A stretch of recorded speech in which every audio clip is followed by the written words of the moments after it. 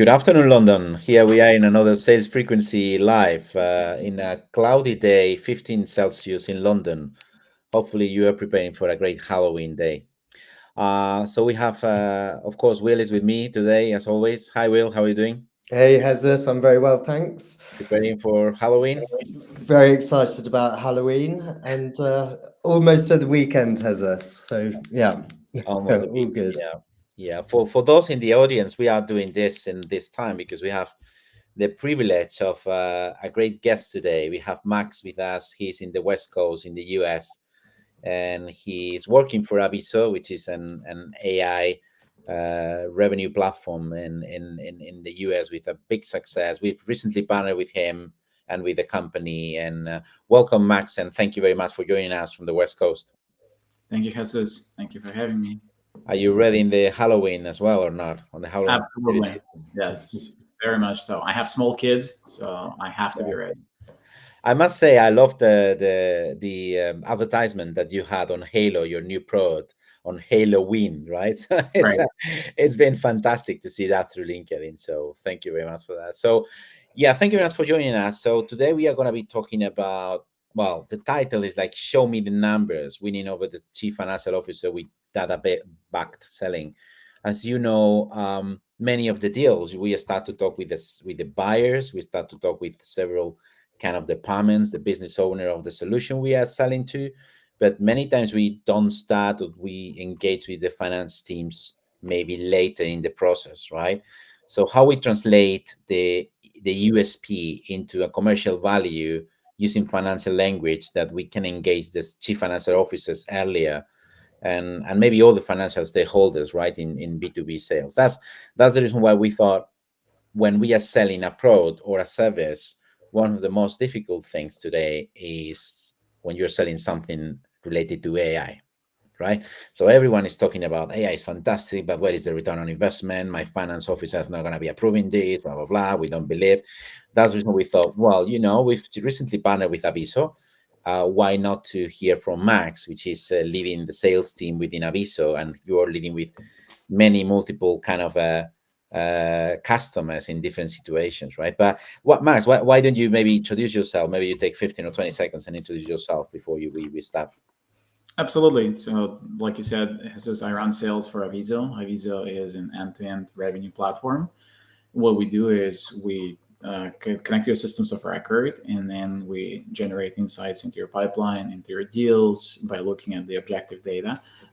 We help you with decision execution, and we help you consolidate your tech stack. So as part of this exercise, we do see how our clients interact with finance teams, for sure. Very good, very good. So I think we have a couple a statistic here. Like according to G2 in 2024 buyer behavior report, the CFO holds final decision making power in 79% of software selection processes. Is this something you will be aligned to, Max, or do you think it's more, less, it's 100%? Yeah, we see something similar in our data. One thing I would like to emphasize is it's not necessarily the CFO, him or herself. We see companies that sell to, let's say, finance teams as part of their sales cycle. So it could be a VP finance or somebody else on the finance team. And then oftentimes what they would do, they would have an internal conversation with the CFO if needed. But it's not necessarily that the expectation is that you as a salesperson have direct contact with the CFO. It's not always necessary. We do see that more and more, of course. But when we talk about CFOs, I think the assumption here is we're also talking about finance teams in general. Yeah. Well, I'm pretty sure you will help the business unit team to prepare whatever is required to make the request to the CFO and win the budget they need for, right? Absolutely. And this is a very important thing to clarify at the beginning of this process, because every company is different. Like every CFO or every finance team, even though they care about capital deployment, generally speaking, and they want the best program, the best product for their company, they may have different metrics, different priorities, the way they look at their business. So when you, and by the way, this conversation starts not only with the finance team. It might be a little too late when you get in front of the finance team to initiate this conversation. This conversation starts with your other stakeholders that you normally sell to.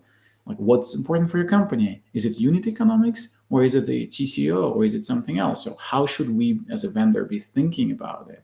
And we see that companies and sellers that are better at discovering those kind of insights and capturing them, they're more successful later on with their deals because they are prepared. They understand what the finance team that they're talking to cares about. Because again, there is no one size fits all. It's like, okay, here's my TCO model. It's supposed to work because it's for you, because it worked for somebody else. We see less and less of that. I think even from our side as well, Max, we see a lot of sales teams wanting to address how they can present a proposal or a proposition to a CFO.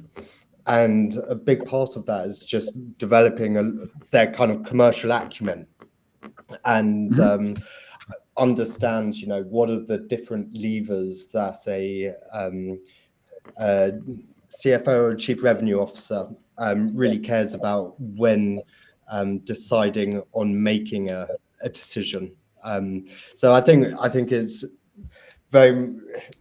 it very much is something that I think a lot of sales teams are really striving to improve. It's not just in the tech sector. It's kind of, depending what any company is selling, they need to have a good insight as to how businesses operate, what the Chief Revenue Officer cares about, what's going to impact their decision-making ability as well. Yeah.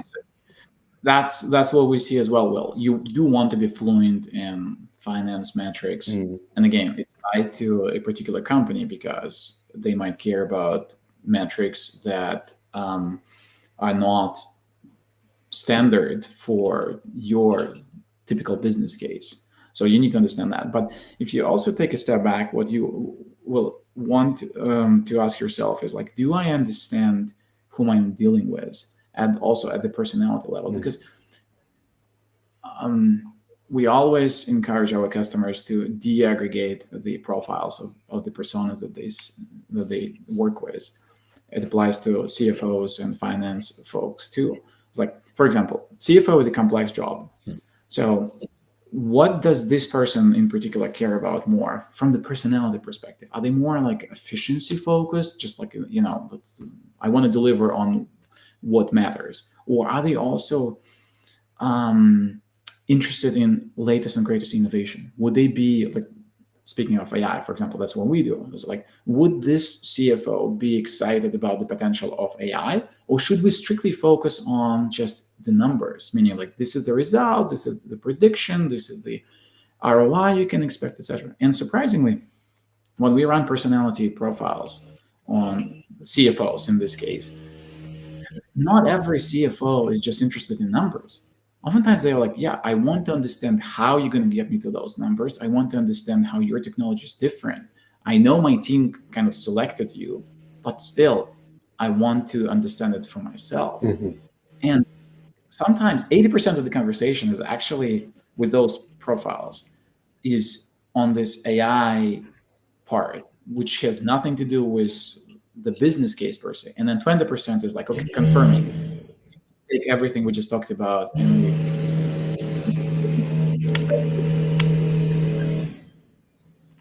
Sorry, we had some noise there. Yeah.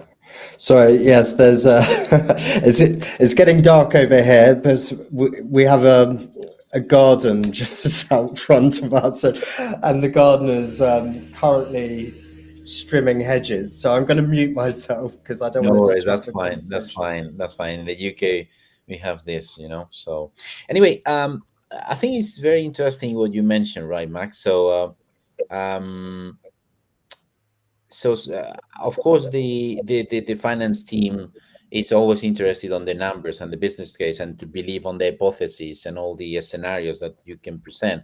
But I understand that as AI is such a big new topic, potentially they need to understand the business behind that, the business model, to really understand if the figures and the business case may work, right?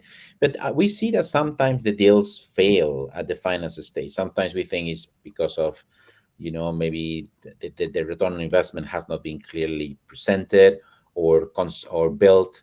Maybe there is some misalignment between the budget cycle and or some cash flow issues. Could be that the conversation with the finance team may enter late because there is also some budgeting conversations. It's like you are doing the budget for 2026 now.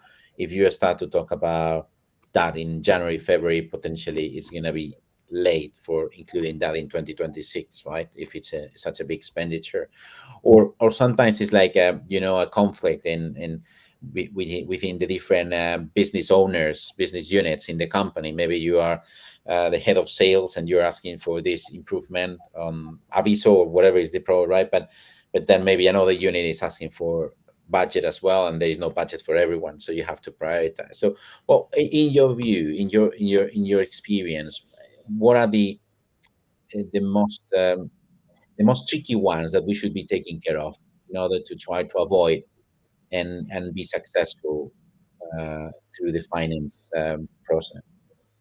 So what we see with our clients, one of the most popular reasons for deals falling through at the last minute with the finance team is when the sales team is not working on the right set of metrics, or the way they're thinking about presenting their business case is not aligned with how the finance team is thinking about it.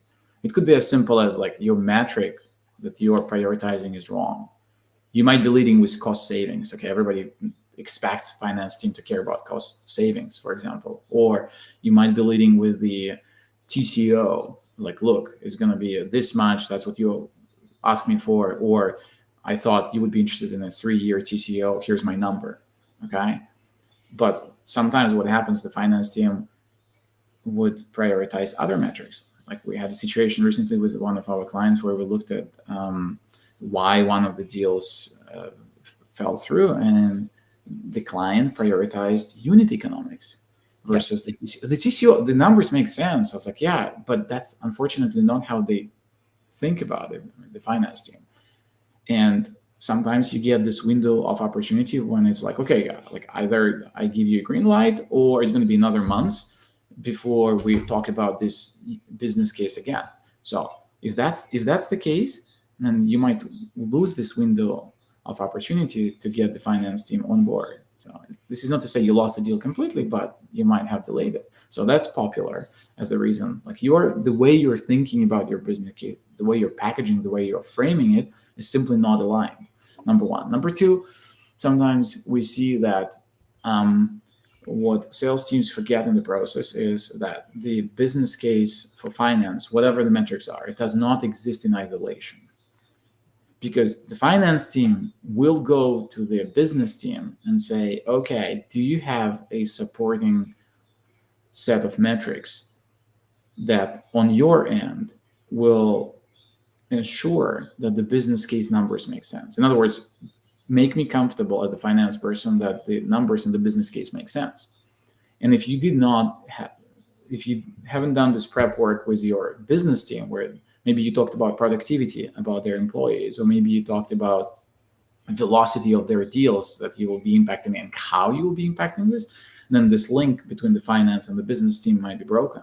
And it's not like the business team does not want to help you. They will probably want to help you, but if the finance team does not get the reassurance that the work, the analysis has been done, and therefore the business team is actually in a position to say, we want this and we believe in the business case, and the finance team may ask for additional information. Again, it will delay everything. So that's the second popular reason. We also do see that simple things like finance team is not involved at all, meaning like everybody knows you should be involving them at some point, but sometimes they get involved when it's a little too late or the way they're engaged is not the right way. So that happens too. I think this would be the most popular ones. And then, of course, whenever you present a business case, is how do you convince the finance team that the numbers are real?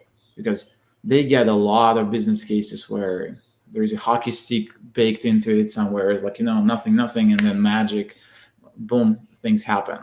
So they need to be convinced, and therefore you need to find the right way to bring your best case studies and all of that. So again, every company is different. And sometimes the companies would ask you, okay, you present your business case and then work with my team to convert your business case into our format of a business case. And this conversion can be extremely important as well, because they will be doing it the way they understood your business case, but also the way it works internally. So you want to make sure this final business case is as strong as possible. I think I'll do a small. Thank you very much, Max. I think I'll do a small pause for the audience. If you want to do any question, please.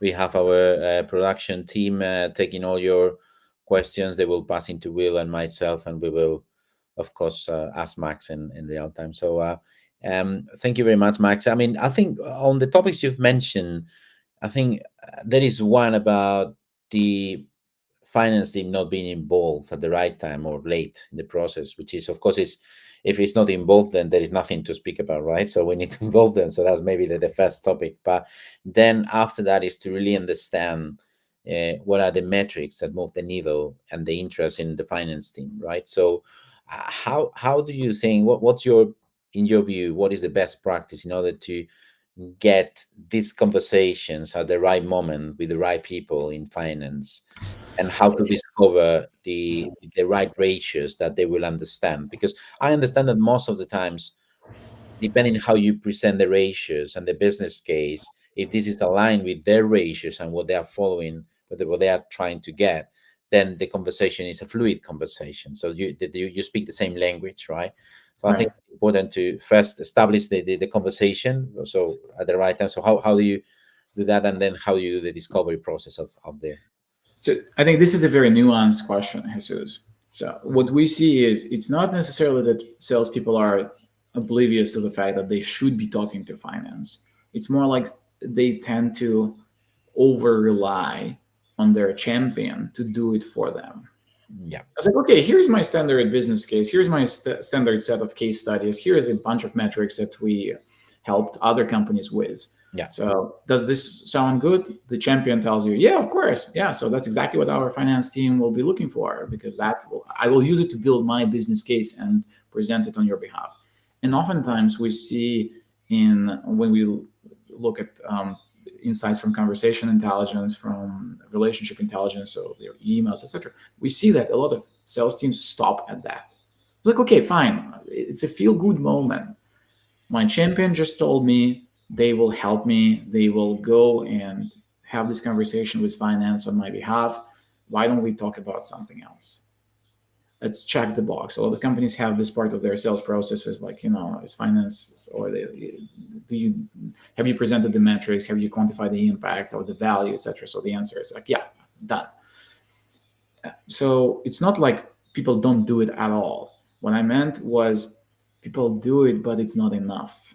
So people don't push the champion in this example. It's like, okay, exactly what would the finance team care about? Because you have multiple options. You can lead with the cost side of the things.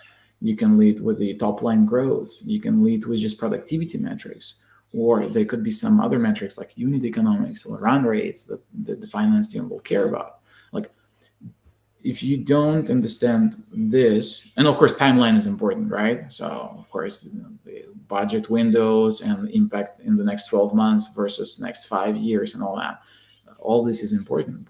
That's what you want to understand with your champion in this example. And then if you do get in front of the finance team, then hopefully you'll be speaking their language.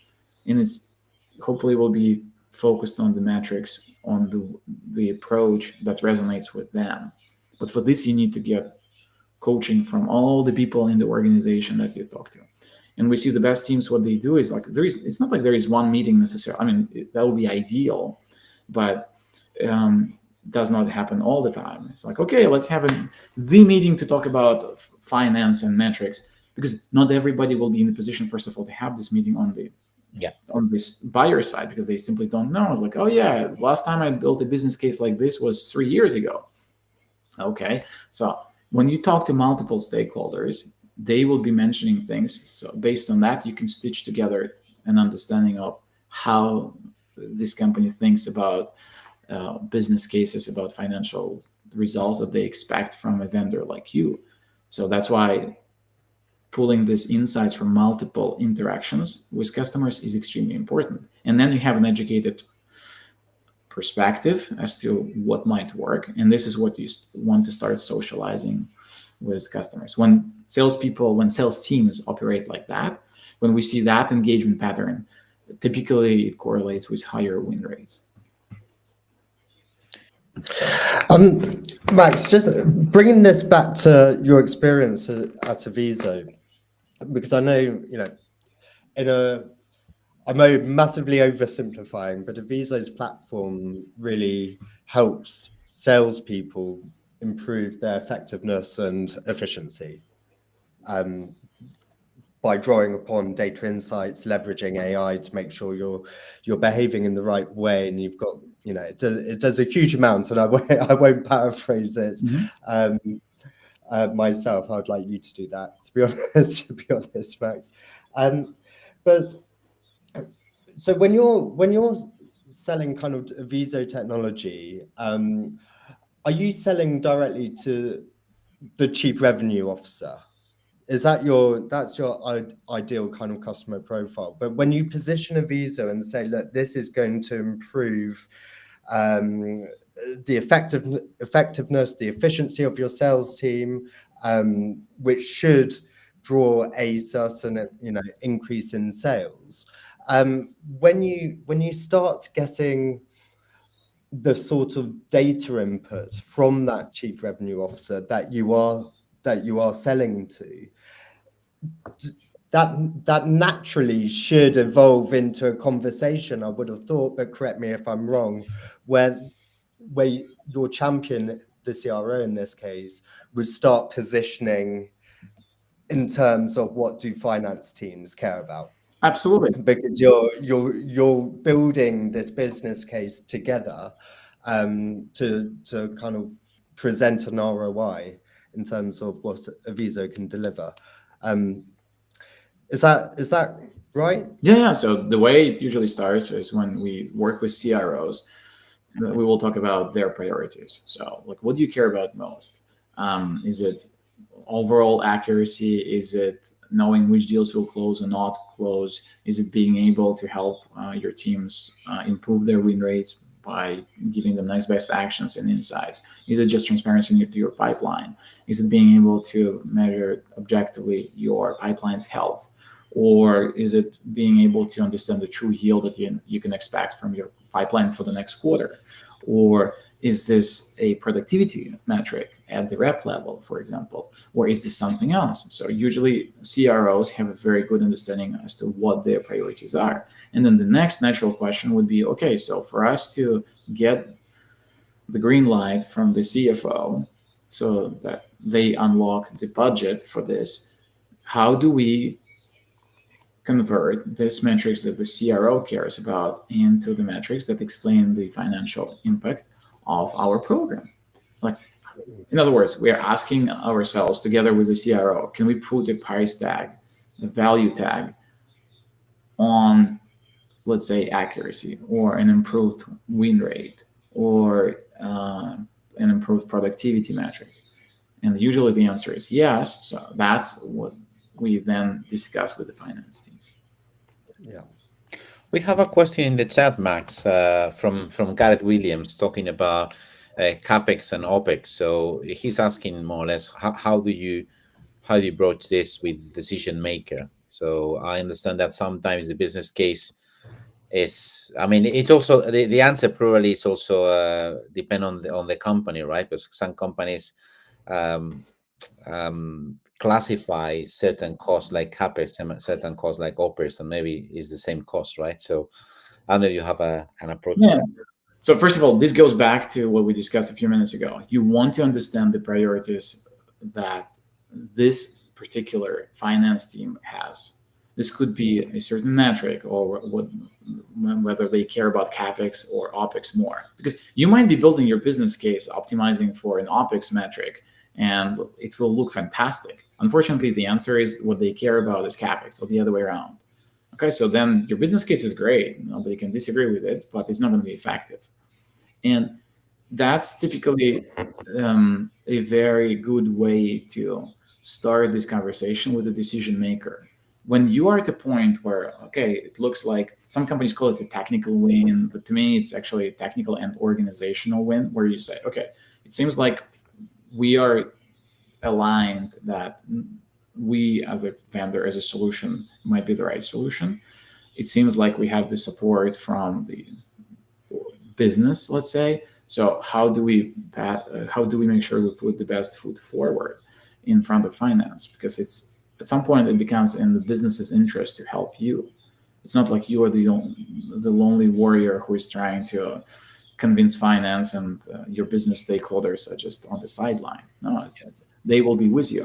And that's how I see great sales teams do that. They say, okay, so what's the best way for me to frame this so that this program gets the go ahead that you as a decision maker also need, because we just talked about the value, the positive impact that this program is going to deliver for you.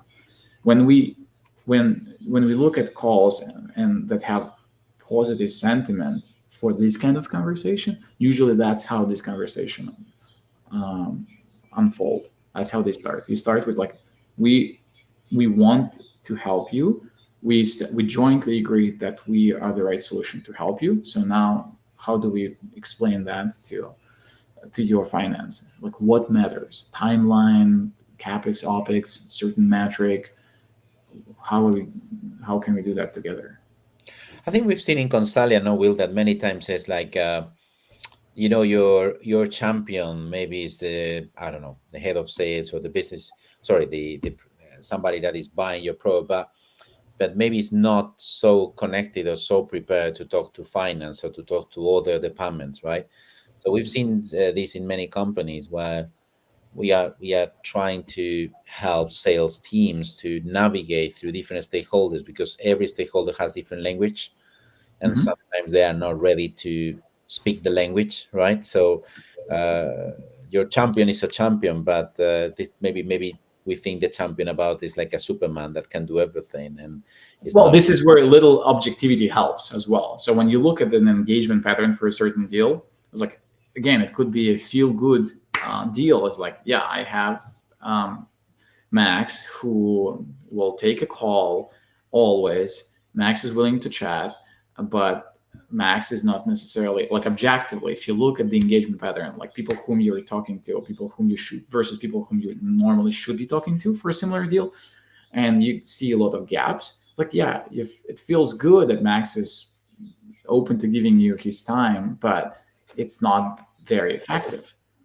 And when we see this kind of disconnect, unfortunately, win rates tend to suffer. Yeah. Even though the salesperson feels good, and the sentiment of these calls with Max can be fantastic, but your sentiment for the calls with other stakeholders is either negative or non-existent because there was no call. And of course, it's not ideal. Yeah, and I think, I mean, just trying to relate it back to what we do as is we quite often, sell to sales directors or sales leaders, HR, L&D kind of positions. Quite often we spend a huge amount of time, crafting a proposal or responding to an RFP that is going to land, and then procurement comes in right at the end.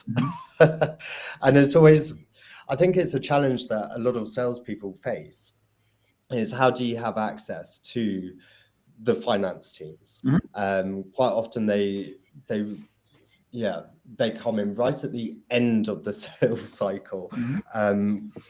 And it's a challenge because, we haven't spent enough time trying to understand what are those levers that the finance or procurement people really care about, to craft a proposal in language that is going to resonate with them.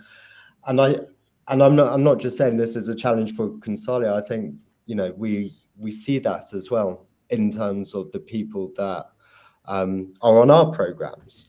A lot of times the students we have sort of lack that commercial awareness that I mentioned at the start, and they're looking to develop commercial acumen because they know it's a challenge that Right. salespeople face. Typically, what we see is if you are trying, if we look at the engagement pattern, it's not like on day one suddenly you wake up and you have connections to all the senior stakeholders in the company, Of just course, like that. No, what we see is it's a process, and the way it evolves is you touch upon different topics with different stakeholders that you're currently talking to, and then gradually over time it opens doors to others. Very basic stuff. The trick is, are you good at managing this process? Are you managing the process, or is your buyer managing this process for you? And then you are in his or her hands. Is like, if they're good, if they know what they're doing, if they like you and your solution, then you're making progress. Otherwise, you are just, you're there probably so that there is a column on their slide. We evaluated this solution. We passed. Because the key question in response to your question, Will, is what is it in it for me as a finance person? Like, why would I talk to Max? I know Max wants to talk to me because, again, as part of his process, somewhere it's written like, okay, go talk to the finance person. But if I, as a salesperson, cannot explain to my decision maker, to my buyer, like, hey, here's why we want to talk to finance. We want to discuss CapEx versus OpEx, or I have two options. I can give you lower price, more savings, but longer term, or something else. It's like, how should we be thinking about it? If your buyer has an answer, good, you got the answer, so there is no reason for you to talk to finance. But if you are at the point where the buyer says, look, it's a legit question, it sounds like it's an important question, and it will have impact on whether the business case is successful or not. So let me help you get in front of the finance, or let me talk to the finance team and get back to you, or let me arrange a meeting with the finance team. That's and this is how you get also coaching for the meeting. One of the best meetings I had was with a CFO of a Fortune 100 company. We got specific coaching as to what this person was looking for. Guess what? It had nothing to do with the financial metrics. Because the assumption is like, yeah, okay, fine, I have my team, they're working with you, the metrics will be fine. He was testing for something else. And this something else was not in a spreadsheet. It was like, okay, how can you do what you are claiming you can do? Explain to me what your solution does. Explain to me how it's different from what we already have today. And then let me pressure test this logic. Let me ask questions. So that's what this finance person was focused on. It had nothing to do with what you would normally expect. Well, I can save you this much money, or I can add this much gross. Nothing. The assumption was, this is table stakes. It has been covered. That's why you're here in the room with me. So if you show up for a meeting like this and you're like, okay, let me take you through the NPV numbers, and then like, yeah, that's not exactly what we want. Okay, and I'm simplifying, of course, but it's not like you just show up and say, okay, what do you want to talk about? Like, you get coaching from your champion, from your decision maker before that, so that you're well prepared for this meeting. Not every CFO is going to think the same way. I had recently a CFO who spent 45 minutes out of a 60-minute meeting demoing, testing, trying the product. It's like, again, the logic is like, guys, the numbers, yeah, I can read the spreadsheet and my team says the numbers make sense. Okay, got it. Like, I can validate and all of that. I don't need 60 minutes for that. But I want to understand the product. I want to understand why your AI solution is different. Like, show it to me. A lot of them surprisingly have this appetite. And when you run, if you run a, let's say, personality analysis of this person before the meeting, hopefully, even if you got no input from the decision maker, from your champion, hopefully you will be prepared for this kind of conversation with them. So it's just does not have to be limited to numbers only. Yeah. Very true.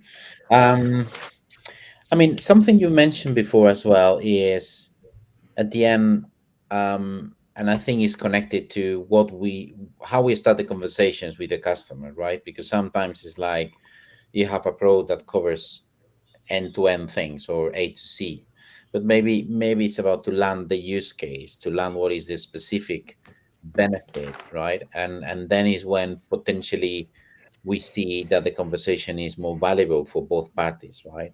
I understand that also when this is co-created, and this is what we normally work in some of our programs and consulting interventions. So when you co-create with the customer, when you use this tactile audacity mindset, right, and proactive creativity mindset to create and co-create a solution which is very focused on needs, then you land the use case, potentially the everything makes more sense. So for finance, it will make more sense. All the ratios that come along this kind of a use case that is landed, etc., etc. I don't know if you feel that because Aviso is like a strong, I mean, it's an end-to-end platform. You have like have the capacity to um, you have the capacity to cover a lot of use cases.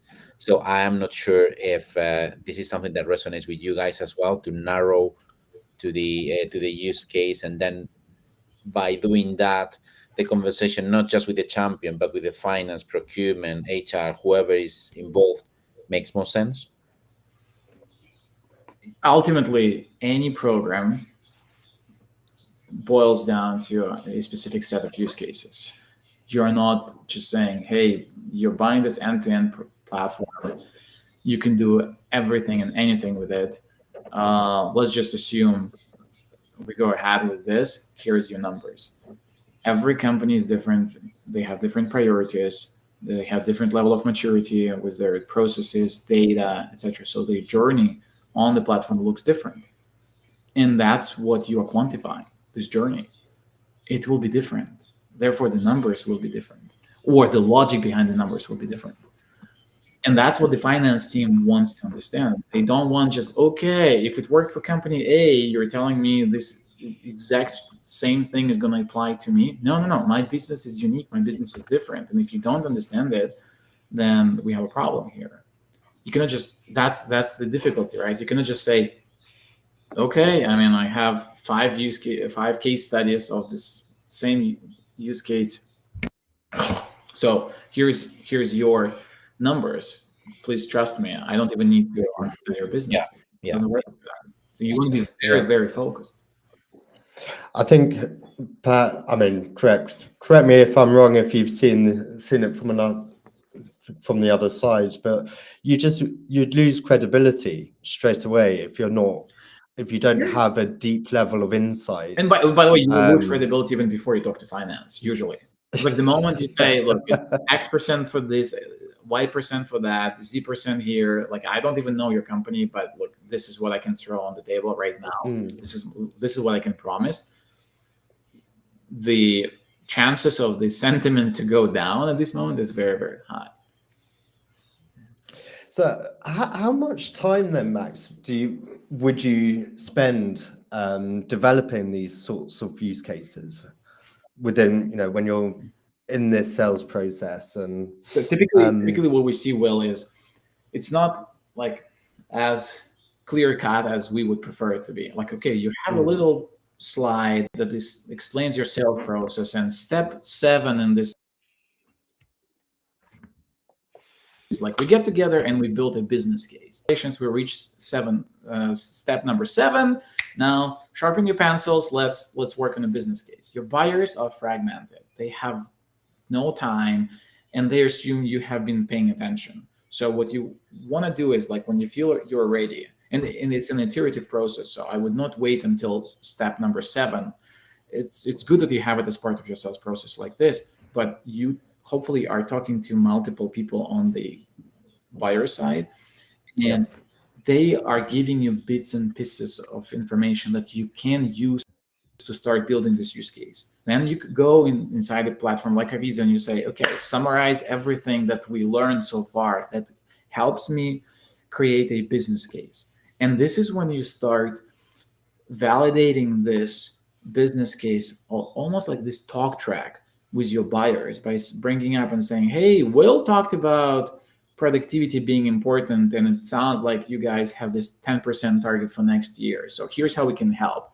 And Jesus actually told us that we need to deliver at least 12% savings for your tech stack, because otherwise you will not be able to move forward. So then you start weaving those insights, those metrics into your conversation. You start getting feedback. It's like, okay, you're going in the right direction, or no. What Will talked about is actually not that important. I mean, it's important for his part of the organization, but not for the entire organization. That's how you can start constructing the business case. And then when you get to your step 7, you already have 80% validated business case. This is where you show up, to your point, Will, not like, oh, like you have no idea what we actually do. No, you show up prepared and you say, look, I have some facts, I have some hypotheses, so I'm ready to present both. Mm-hmm. And you start, and then your buyer suddenly feels like, yeah, we've been in it for a long time. I feel like you have been following along, so this is great. And now let's start fine-tuning it. And this is where the conversation becomes less about, okay, so how do we do it? Like, what does your typical business case look like? That sounds like a lot of work for me as a buyer. You show up and say, okay, so I heard these 7 things are important for you. So this is how I put them together. Does this make sense? Or do you have a better way of structuring it? That's something that the buyer can react to. And then this is naturally, you will bring up this point. Okay, do you and I have enough here so that the finance team will be happy? Or do you think it makes sense to have a conversation with the finance team? And this is where the buyer will start guiding you. But you're giving him or her enough to build this trust that this meeting is not going to be a waste of their time, and you will be a valuable partner because, again, you have been paying attention. And it's fairly easy these days with technology to collect all this information automatically. So it's not like you should be doing it manually. Yeah. Should be doable, in other words. I think you mentioned trust, and I think while you were talking about Max, I was thinking on this model that sometimes telco have, right? So the telco have like a pre-sales team, because sometimes the technology solution is so complicated. So you have the sales professional, which is leading the sales and the engagement with the customer. But when the conversations turn too much technical, then the pre-sales engineering team comes into the conversation. Do you think that for the finance should be something similar? Or, I mean, I understand that the sales professional should have at least some finance literacy, but if this comes too much into the finance conversation, do you think that it's like a specialist in finance conversations comes along the sales professional, or do you think the sales professional himself should have these conversations end to end? If you have somebody on your team, like a value engineering team or somebody else who can handle those conversations, this definitely can help. But the best salespeople, they are fluent enough in those metrics, meaning somebody else can help you build the business case, but then you need to understand the results of this business case. It's like, okay, what is the main metric? What are the main metrics if it's multiple metrics?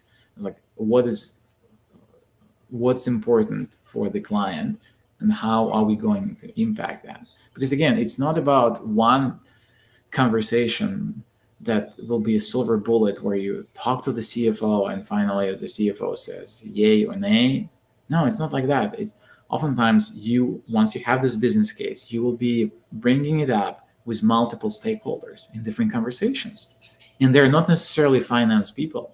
They're not necessarily experts in those metrics themselves, but you want to be able to paint the picture for them and say, okay, the business case suggested that it can be all CapEx or OpEx or whatever the split is, and it can improve your productivity and improve the accuracy at the deal level of your predictions by X. And we quantify this, and it will be 20% improvement over what you guys expected or whatever. Okay, so once you have this story, once you understood this story, you can bring it up, you socialize it with multiple stakeholders, not just the finance team. But to get to that point, of course, you may need help. And also remember, yes, your solution is probably complex.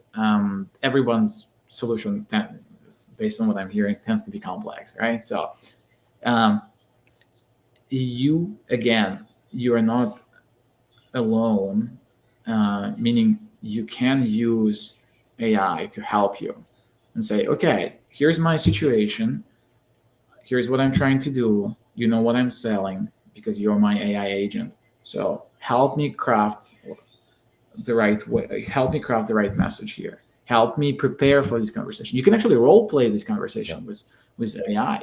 You can ask, okay, let's role play a conversation with a CFO or with a VP of finance, and let's role play it in such a way that they are skeptical, for example. So you give instructions like this, and then the system role plays it with you so that you get this coaching live, and it's in a safe environment, so you can get better, and you can improve your product knowledge by asking the system to help you with an answer in a particular scenario.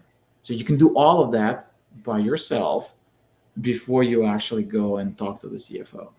Yeah, that's a use case, right? Because if you have, sorry, Max, if you have like a, Aviso platform with all the technology connected to everything, you know where the deal is, what are the conversations you've had, so what is the current status, so you can do role plays to prepare yourself for the next meeting, right? So that's fantastic. Sorry, Will. I was going to say, so we spent quite a lot of time talking about the importance of building out the use case and presenting a business case. How do you, say you get it's bought, your customers bought your solution and your technology, and how do you ensure that the ROI is met? How do you ensure that the numbers that you've presented are going to be achieved by your client?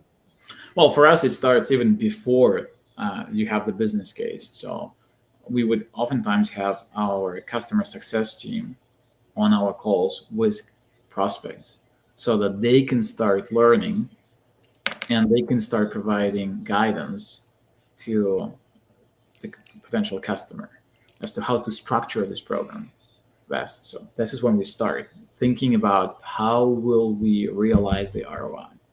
Then, of course, the nature of the ROI is extremely important. It's like when you build this business case or when you put this number on the table, the ROI number, how was this number calculated? What's the logic? It's like, okay, I'll double your profit. I'll double your revenue. Okay, great. Exactly. How are you yeah, exactly. How are you going to do that? And this how will help you understand how you'll be tracking this. So some things will be easy to track. It's like, for example, accuracy. Like I expect you to be as a system to be not less accurate than, let's say, 98% plus. Or I expect you to be able to tell me which deals will close or not close, and you have to be 3 times more accurate than human judgments. That's easy to measure. Some things would be trickier to measure because of attribution. It's like, okay, your sellers became more efficient. Is it because they spend time with Consalia, or is it because they are using Aviso as a platform? So we don't know, right? For sure. But you can do some attribution to the extent possible, and you can say, look, this is what we think we contributed to this improvement. So you can track all of that, and we do that on a regular basis. We do it continuously, and we discuss it with the customer on a regular basis. So we're not waiting until, okay, 12 months in, let's look at the numbers. No, we have these conversations on a regular basis early in the process when we start. And it's also important to make sure that the finance team that approved the business case is kept in the loop. Because otherwise, it's like they signed, you are doing QBRs and whatnot, but the finance team has no idea, especially if you did have this meeting with the CFO where they're like, yeah, I'm interested in this program. I expect a lot from this program. So you want to be closing the loop with them as well. So it's end to end. It's like you start early and you know what to measure, and you do measure, and you discuss the results with the buyer, but you also close the loop with the finance team. Yeah. Again, it's a business case very customized for the user, for the customer, right? And also if the success team is early in the prospects conversation, it's quite interesting, right? Because somehow they are gonna be the ones responsible to make it happen after the contract is signed, right? And the solution is implemented. So at the end, they have to agree to something that is doable, right? So that's the kind of a, you have the right balance between the seller that promised the moon and the and the guys that have to deliver that comes later, right? Great. Yeah. So that's a constructive tension that you can have when the salesperson wants to present the best possible outcome, but hypothetical potential outcome, but the company knows that they will have to deliver. But on the other hand, as a salesperson, you also want to make sure that your numbers are backed by a very solid logic, the assumptions, and the level of understanding of the business that people will say, yeah, we believe this number. Because the finance team will pressure test the numbers. Remember, they will go also to the business and say, well, okay, so you're expecting this much. Are you sure you understand how this solution is going to deliver that? And if what they hear is like, yeah, we don't really know, it's not going to be very promising. Have you ever been in a situation, Max, where a customer has, I guess, forecasted more optimistically than what the subsequent kind of Aviso technology then suggests, Yes. based on all of the data that it's collected? Yeah, it happens because we are typically top down 98% plus accurate, which means we can be higher or lower than human judgment because we're decoupled from human judgment. So you, as a user, you can have your own forecast. That's okay. So we want this. The company that you work for wants this. Our AI prediction exists independently, if you wish. It's another number that you can use to triangulate your forecast. Okay. So, and there will be situations where what you forecasted is actually higher than what we forecast, and the end result will be closer aligned to what we forecasted. Yeah. Yeah, It's the future. No more, sandbagging opportunities and things like that, Max. But that's how the conversation shifts, right? So instead of like, okay, it's like what you have two options, right? You can say, okay, I know Aviso is fairly accurate, so I'll try to just ignore it. I will ignore it, and I'll just try to follow my forecast, and I will not change my behavior. That's possible. But option two, you can actually ask Aviso, okay, why are you forecasting this number? Why is your number different than my number? What can I do to course correct? What can I do to mitigate the risks that you're talking about? So you can use the system to your advantage. It does not have to be the competition, a competition. We are talking about this augmentation that you hear about from a lot of companies. We want to augment your judgment. We allow you to act on those insights. Hopefully you are interested in those insights, and then you can take action. And we help you with next best actions and nudges and things like that. We can actually do certain things on your behalf. So we can automate things using our agents, workflows, and we can create this single pane of glass for you so that you just interact with the system without knowing how the sausage is made. We don't expect you to. So most of our users, they do not ignore what the system tells them. They just react to it. Yeah. Yeah. I think, we have just a few minutes left, so maybe my last question, Max, is, if I put myself in the shoes of the chief financial officers, right? So when you come with a business case, and this business case is quite landed and customized to their needs, but most probably part of the hypothesis will take into account your previous experiences, right? Either in the same industry or same kind of use case, etc. What is the kind of proof points that the finance team or the chief financial officers are asking for, because to believe the hypothesis, right? Because then it's a kind of a negotiation. We don't believe that, let's take 70% of whatever you're saying. But what are the kind of proof points that they are normally asking for? So the standard stuff would be: have you done it for other companies similar to ours, and what the results were? Have we done the reference checks? Have we understood exactly how this company is going to work in our environment, like with our data, with our systems of record, and especially if you have some level of complexity that is not typical. For example, you have multiple systems of record. Like, will we be able to actually connect to those? It's like there are some differences in how we run our company. So, are we sure your solution will be able to handle those? It's like all those questions will be taken into account, and then maybe have we demonstrated that the solution actually is going to work in our environment by doing like some kind of a technical POC or something like that. So all these questions will be on the table, depending on how big the deal is and how important this decision is for the company, I guess.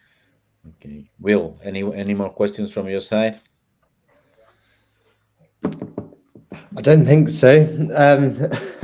I think it's really, I mean, it's really fascinating, you know, what Aviso can do, the power of Aviso, how it, I mean, what we haven't done is obviously demonstrate, but how it can impact everyone from a chief revenue officer all the way to the activity of, say, like a frontline salesperson, to improve, you know, the accuracy of the business of selling, which I think is going to appeal to everyone in the organization. Yeah. So it really is a glimpse into the future, it feels like. And well, into the future, which is today, right? Because Aviso is already making this happening. So, I mean, we are welcoming part of the Aviso leadership team in the global sales transformation event we have at the end of November.